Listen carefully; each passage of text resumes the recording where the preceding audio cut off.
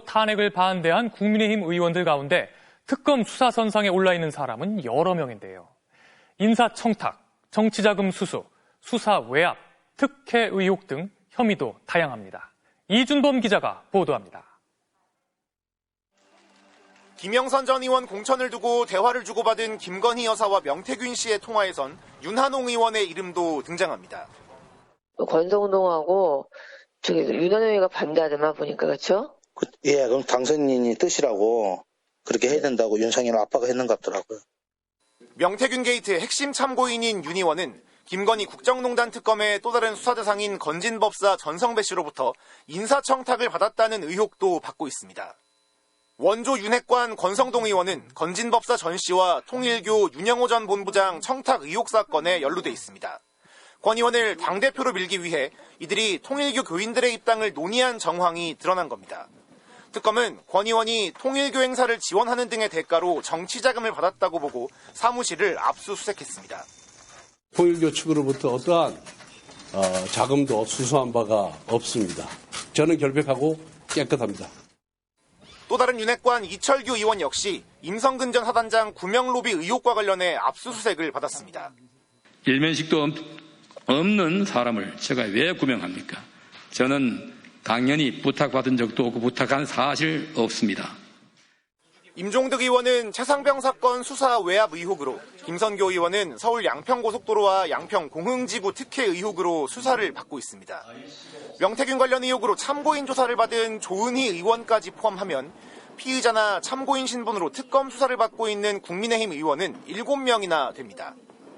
대상 확대는 시간 문제입니다. 당장 내란 특검이 계엄 당일 국회 계엄 해제 표결 방해 의혹에 대해서도 본격적인 조사에 나섰습니다. 계엄 직후 윤 전 대통령 전화를 받았고 의원총회 장소도 여러 번 바꿨던 추경호 당시 원내대표 등이 수사 대상이 될 전망입니다. 또 이른바 VIP 경로회의 당일 대통령 집무실 번호와 44초간 통화했던 당시 대통령실 법무비서관 주진우 의원 역시 특검 수사 대상이 될 가능성이 있습니다. MBC 뉴스 이준범입니다. 윤상현 의원이 피의자 신분으로 특검에 출석하자 민주당은 윤 의원을 향해 공천 개입의 진실을 이실직고하라고 요구했습니다. 국민의힘은 공식 입장을 내놓지 않았는데요. 당내에선 윤 의원이 탈당해야 한다는 요구도 나왔습니다. 김현지 기자가 보도합니다. 국민의힘 윤상현 의원이 김건희 국정농단 특검의 피의자로 첫 조사를 받자 더불어민주당은 공천 개입의 진실을 이실직고하라고 질타했습니다. 윤 의원이 특검에 출석하면서 국민들께 한마디 사과도 없었다며 국민에 대한 예의는 찾을 수 없는 오만하고 뻔뻔한 모습이라고 공세를 폈습니다. 반면 국민의힘은 별도의 공식 입장을 내지 않았습니다. 하지만 당 내부에선 탈당하라는 목소리가 나왔습니다. 당대표 선거 출마에 나선 조경태 의원은 내가 특검 대상자라고 느끼는 분들은 더 이상 당에 해를 끼쳐서는 안 된다면서 윤상현 의원을 향해 당을 방패막이 삼아 숨지 말고 당을 떠나달라고 요구했습니다. 그러면서 이번 당대표 선거가 사느냐 죽느냐의 갈림길에 놓인 선거라면서 혁신파 후보로의 단일화를 거듭 주장했습니다. 윤석열 전 대통령을 추종하는 세력이 당의 대표가 되고 주류를 이룬다면 즉각 우리 국민의힘에 대한 해산 작업에 들어갈 것입니다. 여전히 10%대 지지율을 벗어나지 못하는 상황에서 인적 쇄신이 없다면 앞으로 모든 선거에서 필패할 것이라며 위기감을 드러낸 겁니다. 하지만 탄핵 찬반에 이어 부정선거론을 주장하는 전한길 씨 입당을 두고도 대립하면서 당 분열은 가속화하고 있습니다.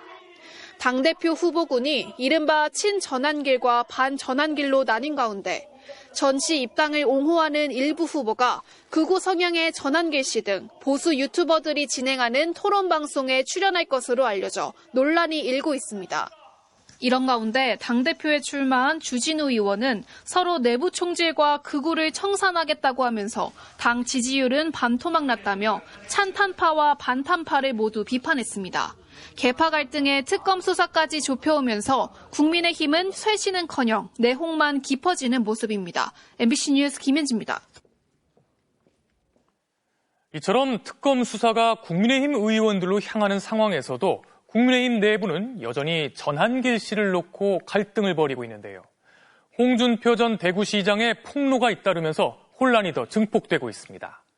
홍 전 시장은 윤 전 대통령이 당선된 20대 대선 경선 당시 신천지 신도들이 조직적으로 당원으로 가입해 윤 전 대통령을 밀어줬다고 폭로했는데요. 권성동 의원이 즉각 반발하면서 반박과 재반박이 잇따랐습니다. 김정우 기자가 보도합니다. 어제 저녁 홍준표 전 대구시장이 과거 신천지 교주인 이만희 씨와 나눈 대화라며 폭로글을 올렸습니다. 3년 전 별장에서 만난 이만희 씨가 2021년 국민의힘 대선 후보 경선 때 신천지 신도 10여만 명을 국힘 책임당원으로 가입시켜 윤석열 후보를 도왔다고 얘기했다는 겁니다. 코로나 사태 때 검찰총장이었던 윤 전 대통령이 신천지 압수수색을 2번이나 막아줬고 그 은혜를 갚기 위해 도왔다고 설명했다는 게 홍 전 시장 주장입니다. 홍 전 시장은 소문이 사실로 확인돼 모골이 송연했다고 회상했습니다. 앞서 홍 전 시장은 특검팀 수사가 윤석열 정권 출범의 정당성을 겨냥 중이라면서 당내 경선 당시 신천지, 통일교 등 종교 집단 수십만 명이 윤 전 대통령에게 투표하기 위해 당원 가입을 했다고 주장했습니다. 윤석열 캠프 총괄본부장으로 지휘하던 권성동 의원이 당원 투표에서 압승한다고 큰소리친 배경, 제대로 수사하면 윤 정권은 태어나선 안 될 정권이었다고 글을 올렸는데 권성동 의원은 즉각 반발했습니다. 특정 종교와 결탁해 조직적 투표 동료를 한 사실이 없다며 전형적인 허위사실 유포로 본인의 패배를 인정하지 못하는 분열적 망상이라고 반박했습니다. 권 의원이 법적 대응까지 예고하자 홍 전 시장이 구체적인 일화를 통해 재반박한 겁니다. 이어지는 폭로 전에 당내에서도 당황스럽다는 반응이 나왔습니다. 제가 파악할 수 있는 어떤 그 방법이 없잖아요. 그런 부분이 있다라고 하면은 상당히 좀 우리 당이 많이 오염되어 있다. 당시 당대표였던 개혁신당 이준석 의원은 신천지가 가입을 했다고 하더라도 투표권을 갖기 어려웠을 것이라면서 조직적 가입이 통계상 잡힌 기억은 없다고 밝혔습니다. MBC 뉴스 김정우입니다. 지난 5월 노동자가 또다시 기계에 끼어 숨지는 사고가 발생한 SPC가 밤새 12시간씩 일하던 야간 근무를 8시간으로 줄이겠다고 발표했습니다. 그제 이재명 대통령이 현장을 찾아 가혹한 노동 환경에 대해 질문하자 SPC 측이 모호한 답변으로 일관해 비판이 일었는데요. 이틀 만에 부랴부랴 관련 대책을 내놓은 겁니다. 노동자들이 계속해서 죽어나가는데 꼭 이렇게 대통령이 찾아가서 지적을 해야만 움직이는 겁니까? 이혜선 기자가 보도합니다. 국내 제빵업계 1위 SPC 그룹. 지난 2022년 10월 제빵 공장에서 20대 노동자가 소스 배합기에 끼어 숨졌습니다. 회사는 사고 난 기계만 천으로 덮은 채 바로 다음 날 공장을 돌렸고 영국의 파리바게뜨 1호점을 열었다는 홍보 자료도 뿌렸습니다. 시민들은 분노했고 불매운동이 거세게 일었습니다. 그제서야 회사는 엿새 만에 사과하면서 안전관리에 1,000억 원을 투입하고 근무제도를 개선하겠다고 약속했습니다.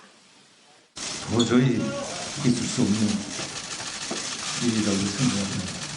힘든 시간을 보냈을 직원분들께 이 자리를 빌어 진심으로 사과드립니다. 그런데 이틀 뒤 또 다른 공장에서 노동자 손가락이 절단됐고 10달 뒤엔 50대 여성 노동자가 또 다른 반죽기계에 끼어 숨졌습니다. 지난 5월에도 50대 양모 씨가 컨베이어 벨트에 끼어 숨졌습니다. 회사의 약속은 3년 동안 지켜지지 않았습니다. 이재명 대통령은 이틀 전 해당 공장을 직접 방문해 반복된 사망사고를 질책하고 노동 강도 문제를 따져 물었습니다. 최근 3년 동안 숨진 3명 모두 쥐야 2교대 근무자였습니다. 내가 보기에는 일주일에 4일을 7시부터 새벽 7시까지 풀로 12시간씩 사람이 일을 한다는 게 가능한 일인지 저는 좀 의문이 되는데. SPC그룹은 이틀 만에 8시간 초과 야근을 폐지하겠다고 발표했습니다. 인력 확충과 라인을 재편하는 등 전반적인 생산 구조를 완전히 바꿔 10월 1일부터 시행하겠다고 했습니다.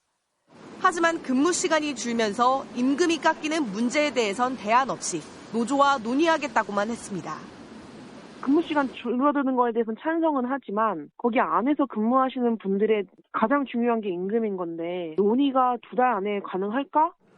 대통령실은 앞으로 고용노동부 장관을 통해 유심히 들여다볼 것이고 OECD 산재 사망률 최상위라는 오명을 벗기 위해 모든 노력을 다하겠다고 밝혔습니다. MBC 뉴스 이혜선입니다.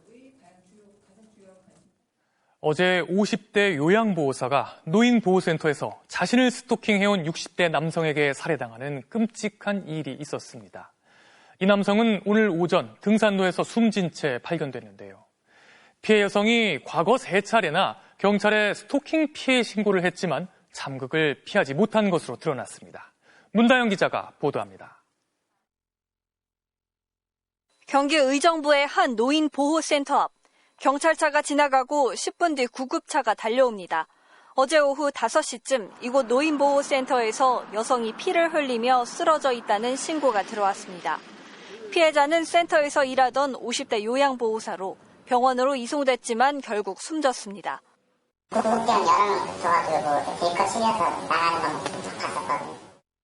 경찰은 지난해 12월까지 센터에서 운전기사로 일하던 60대 남성을 유력한 용의자로 보고 추적했습니다. 하지만 피해자인 남성은 오늘 오전 수락산 등산로에서 숨진 채 발견됐습니다. 피의자가 숨지며 사건은 공소권 없음으로 처리되지만 경찰은 이를 스토킹 살인 사건으로 보고 정확한 사건 경위를 밝히겠다고 강조했습니다. 피해자와 관련된 112 신고 사건 3건을 발견하여 용의자를 확인하였습니다. 피의자는 사망하였으나 본 사건에 대해서는 철저히 수사하여 사실관계를 명확히. 경찰은 지난 3월 피해 여성이 남성을 처음 신고한 뒤 지난 5월에도 피해 여성이 도움을 요청했고 지난 20일엔 남성이 여성의 집까지 찾아와 현행범으로 체포하고 주거지 접근과 연락을 금지하는 긴급 응급조치도 시행했다고 밝혔습니다.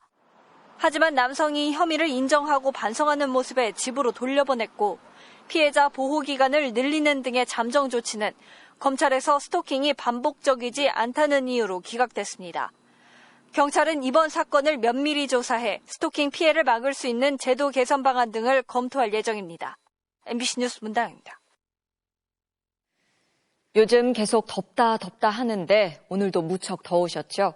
서울이 오늘 38도까지 올라 기상 관측 이래 4번째로 높은 7월 기온을 기록하기도 했습니다.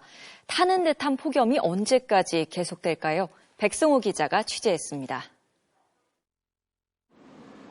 이제 양산은 남녀를 가리지 않는 외출 필수품이 됐습니다. 연일 이어지는 폭염에 시민들도 진이 다 빠진 지 오래입니다. 너무 지치고 진짜 전체 그 하루 삶이 너무 다운되는 것 같아요. 네. 자다가 너무 더워서 깨가지고 선풍기 틀고 그러고 다시 잤습니다.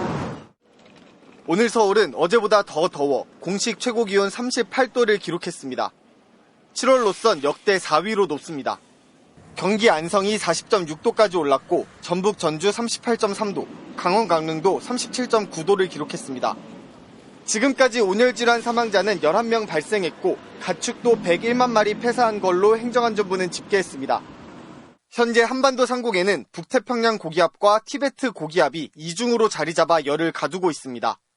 여기에 덥고 습한 남동풍이 산맥을 넘으면서 승온 효과로 폭염을 강화시키고 있습니다. 내일과 모레도 맑은 하늘에 강한 햇볕이 내리쬐며 서울 37도 등 전국이 32도에서 37도의 최고 기온을 보이겠습니다. 그 이후부턴 한반도가 북태평양 고기압 가장자리에 들면서 구름이 낄 것으로 전망됩니다. 그래도 여전히 더워 최고 체감온도가 35도에 달하는 등 무더운 날씨는 이어질 것으로 보입니다. 밤에도 습한 날씨에 열대야도 계속될 걸로 전망됩니다. 계속해서 남동풍류의 바람이 불어들어오기 때문에 낮에는 기온이 계속 올라 폭염특보가 발표될 가능성이 높고 밤에도 기온이 내려가지 않는 열대야가 기승을 부릴 것으로 예상됩니다. 만약 북태평양 고기압이 더 물러나게 되면 폭염 대신 큰 비가 올 수도 있는 만큼 기상청은 예보를 계속 확인해달라고 당부했습니다. MBC 뉴스 백수입니다.